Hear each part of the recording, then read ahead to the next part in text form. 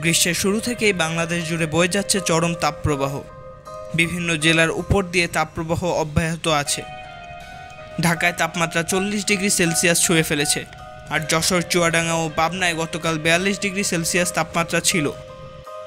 দুবাইয়ের মতো মরুভূমি সম্পন্ন দেশে স্বাভাবিক তাপমাত্রা থাকে গড়ে 32 ডিগ্রির আশেপাশে। কিন্তু দেশে এই হিটওয়েভ কিভাবে এত তাপমাত্রা বৃদ্ধি করছে? যখন উচ্চ বায়ুমণ্ডলীয় চাপ কোনো স্থানের উপর বৃদ্ধি পায়, অস্বাভাবিক আবহাওয়ার গরম সংকুচিত বাতাস মেঘগুলোকে বিকর্ষণ করে সরিয়ে দেয়, যার কারণে সেই অঞ্চলে সূর্য সরাসরি হিট করে। বাতাসের আর্দ্রতা শুষে নেয়, ভূমিকে উত্তপ্ত করে প্রায় পুড়িয়ে দেয়।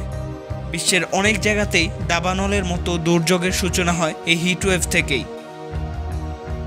রাস্তা গলে যাওয়া, ফাটল ধরা সহ স্টিলের ব্রিজ, সেতু বা রেললাইন বেঁকে যাওয়া বা ক্ষতিগ্রস্ত হওয়ার সম্ভাবনা থাকে।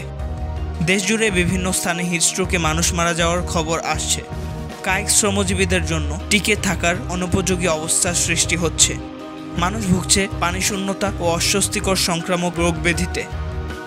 মরুভূমিতে 40 ডিগ্রি সেলসিয়াস তাপমাত্রা সহ্য করা গেলেও গ্রীষ্মমণ্ডলীয় দেশগুলোতে সহ্য করা প্রায় অসম্ভব হয়ে পড়ে।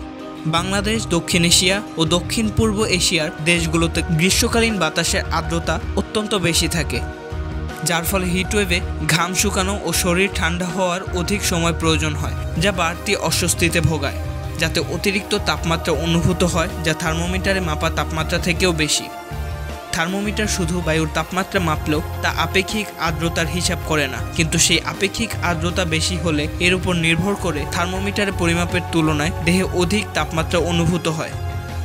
আবহাওয়া অধিদপ্তরের তথ্যানুসারে সপ্তাহ জুড়েই এই অবস্থা বিরাজ করবে।